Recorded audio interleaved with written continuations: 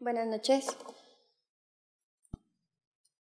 Bueno, el siguiente caso clínico que les voy a presentar es de un paciente masculino de 52 años. Su ocupación es que es empresario, es originario de Querétaro, residente de la Ciudad de México, Distrito Federal, católico, casado de un estado socioeconómico alto. De antecedentes familiares de importancia, únicamente a través de rama paterna, tiene antecedentes de diabetes tipo 2, así como hipertensión arterial sin ningún otro antecedente de importancia. De antecedentes personales no patológicos, es un paciente sedentario, tiene tabaquismo intermitente durante 15 años, ninguna toxicomanía prácticamente, ni alergias, así como inmunizaciones completas. En cuanto a antecedentes patológicos, es un paciente hipertenso desde el 2007, sin embargo ha estado controlado en tratamiento.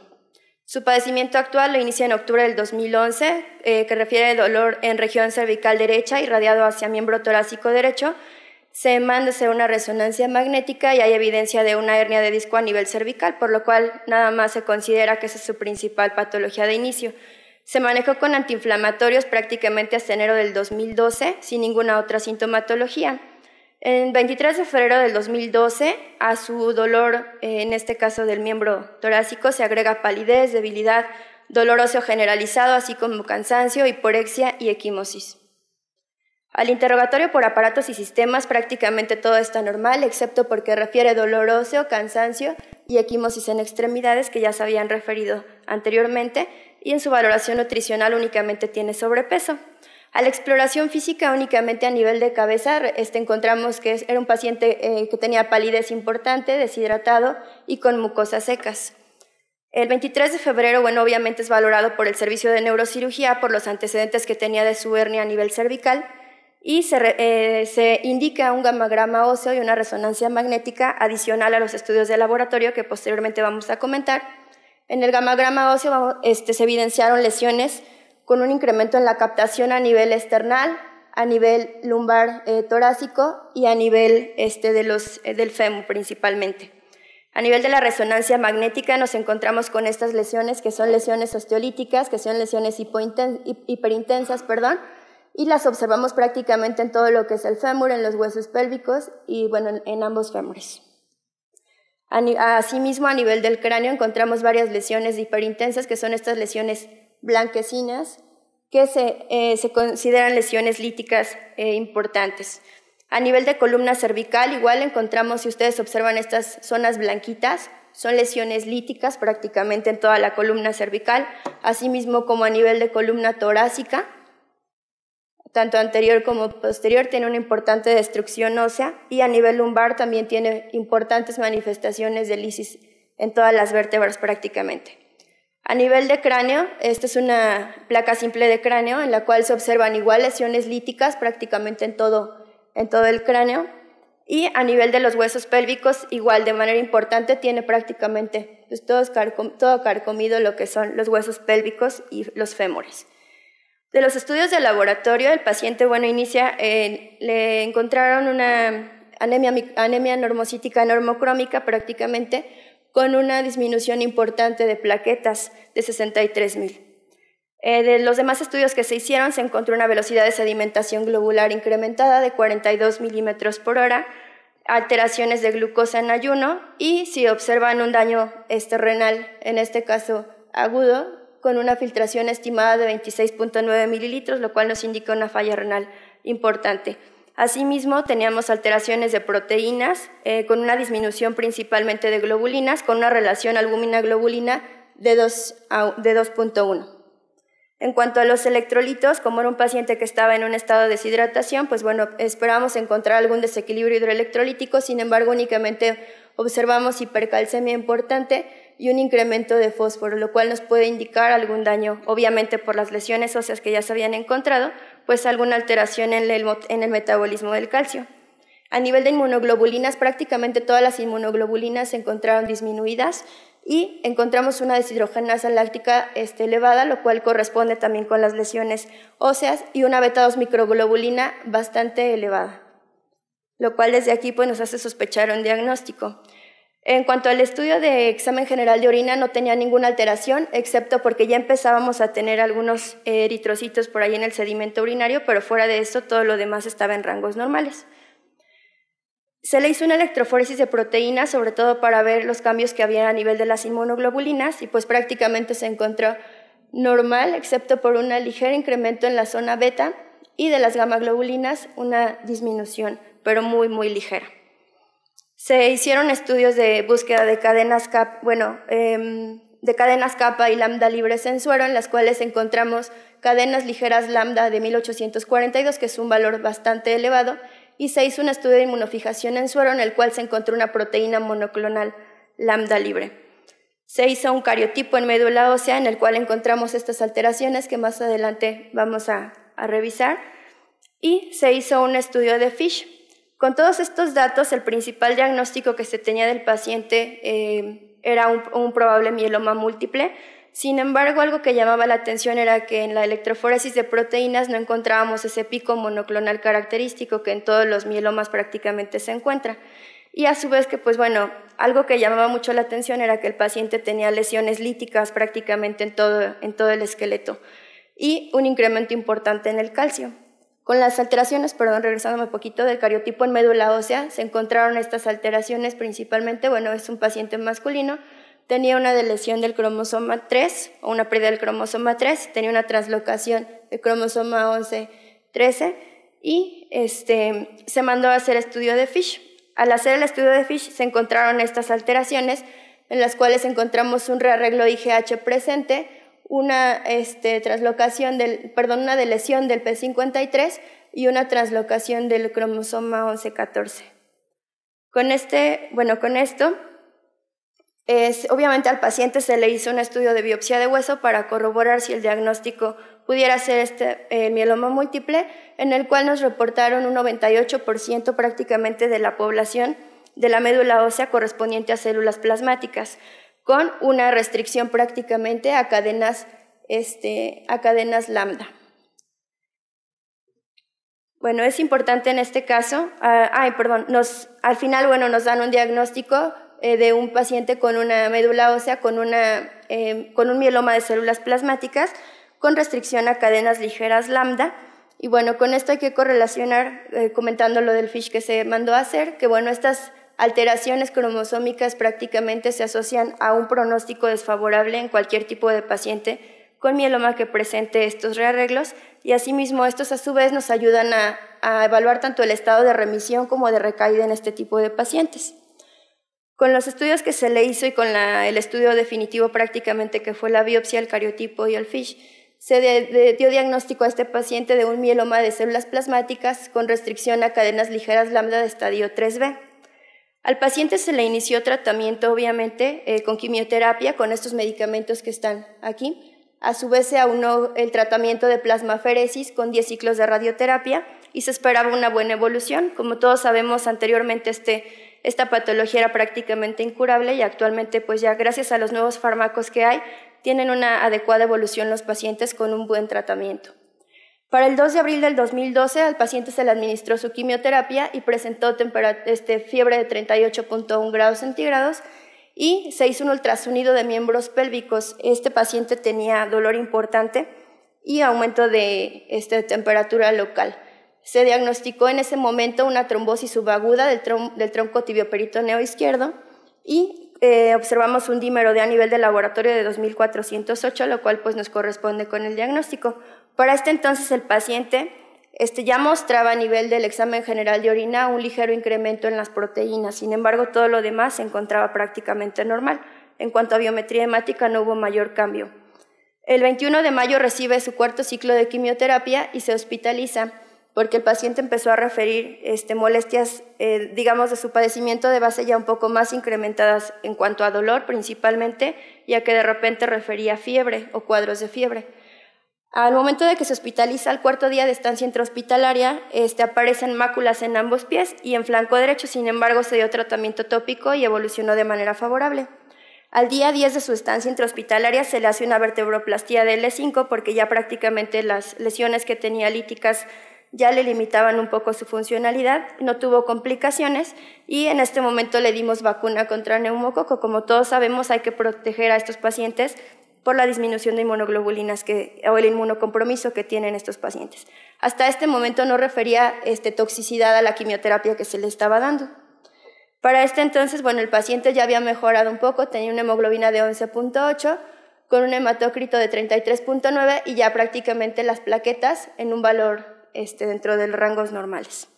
Se le hacen estudios igual de cadenas kappa y lambda libres en orina, ya con una disminución importante de las cadenas lambda, sin embargo todavía persistían ligeramente incrementadas.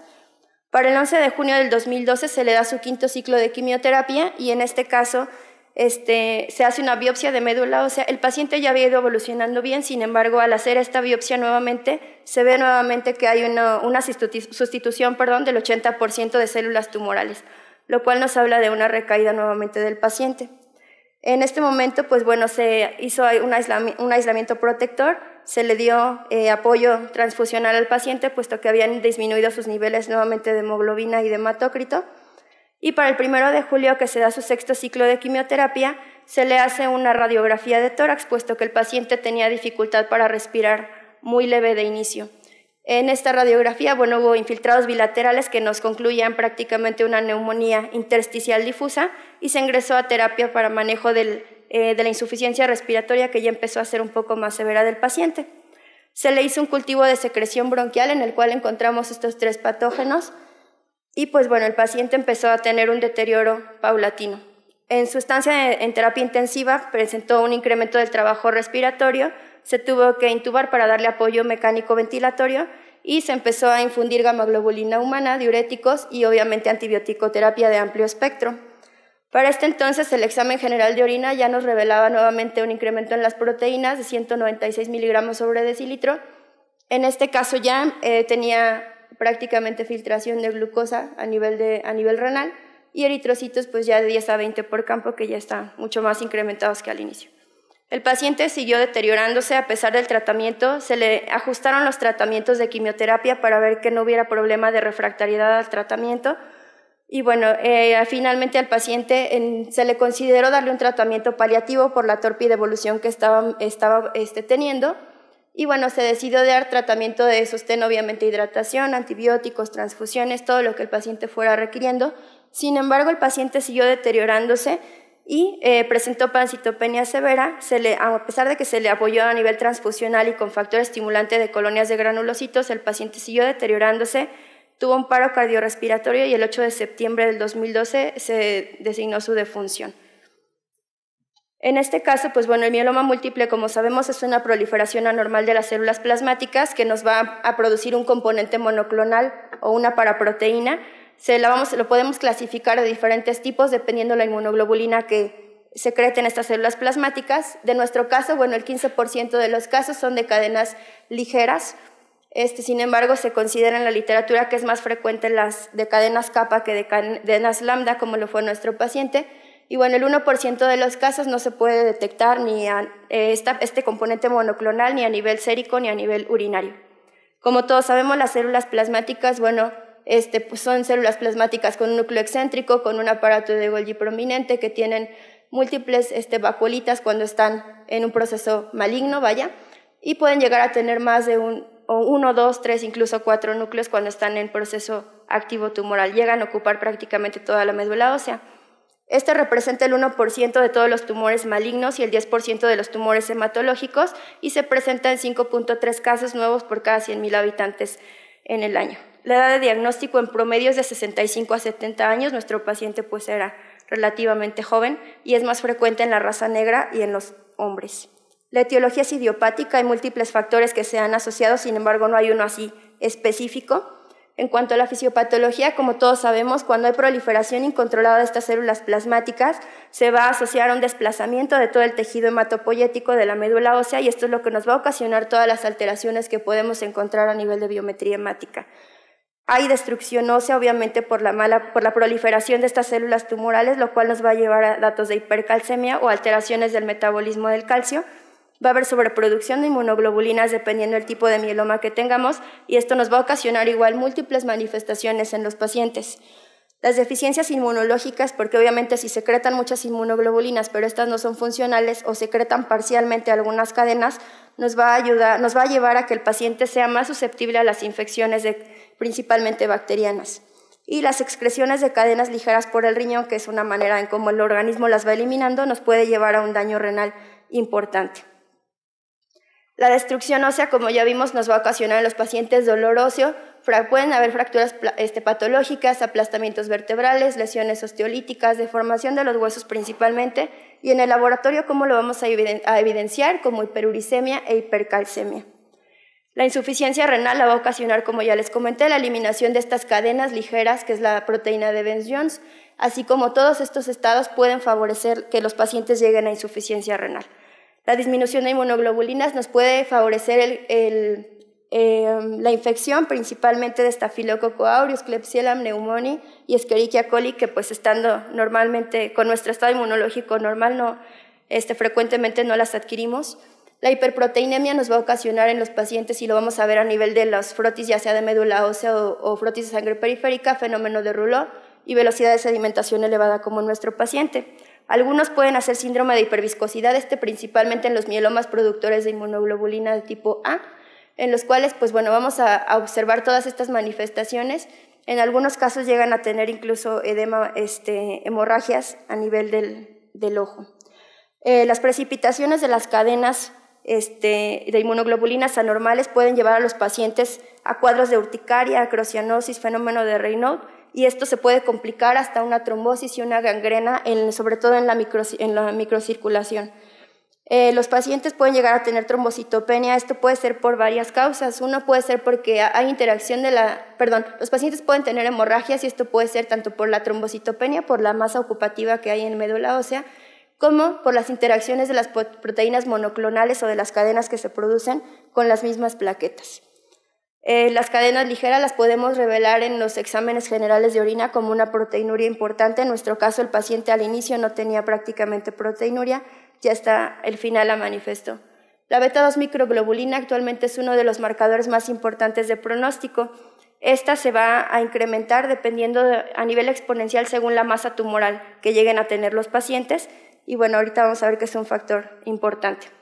Cuando hay el diagnóstico, ¿cómo se hace? Si hay sospecha clínica, que es lo más importante, y así como que lo vamos a ver en la historia clínica principalmente bien hecha, vamos a hacer una electroforesis sérica urinaria, que es donde vamos a observar el componente monoclonal. Estudios adicionales que nos van a apoyar en el diagnóstico, obviamente la biometría hemática con el frotis de sangre periférica, la velocidad de sedimentación globular y prácticamente todos los estudios que se hicieron en el paciente. De estudios radiológicos obligatorios siempre es la serie ósea, y se pueden pedir tomografía y resonancia si es necesario, si aún el cuadro está dudoso. Y en cuanto a la aspirado y biopsia de médula ósea, hay que hacer estudio citológico, el FISH, citogenética, esto sobre todo porque nos ayudan los factores pronósticos de los pacientes.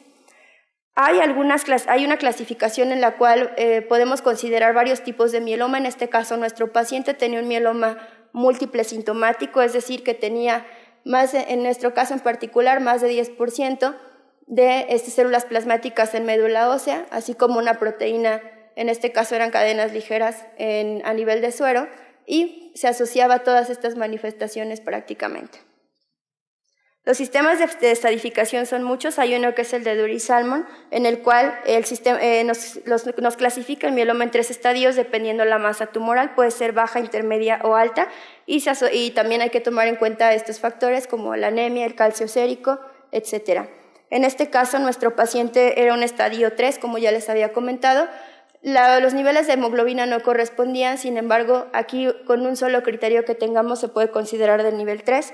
En este caso, nuestro paciente sí tenía un calcio sérico mayor a 12, lesiones osteolíticas prácticamente en todo el esqueleto, inmunoglobulinas, en este caso cadenas ligeras de más de 12 gramos sobre decilitro, y aquí siempre la letra B se refiere a si tenemos una creatinina por debajo o por arriba de 2 miligramos sobre decilitro. En nuestro caso, el paciente fue un mieloma estadio 3B. En cuanto al índice pronóstico internacional, que es otro sistema de estadificación, nuestro paciente igualmente corresponde a un estadio 3, que significa que es de riesgo alto, es decir, que puede tener una supervivencia de 29 meses. Y esto nos lo da la beta-2 microglobulina, por eso es importante su determinación, en el cual si es mayor a 5.5 prácticamente tienen sobrevida de 29 meses.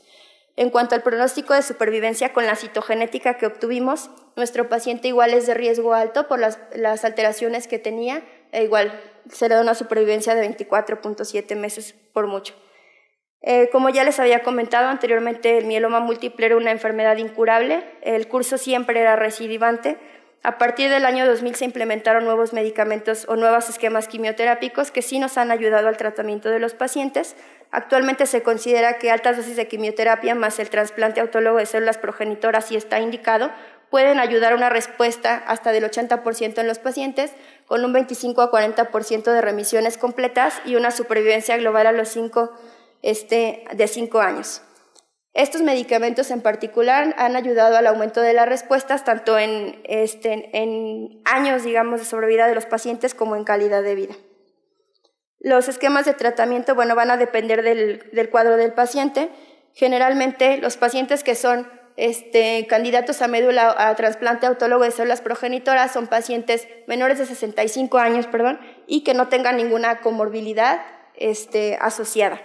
Asimismo, aparte de dar el soporte de quimioterapia y dar el trasplante en caso de que fuera posible, hay que manejar lo que es la insuficiencia renal, manejar la enfermedad ósea y el dolor, que es muy importante.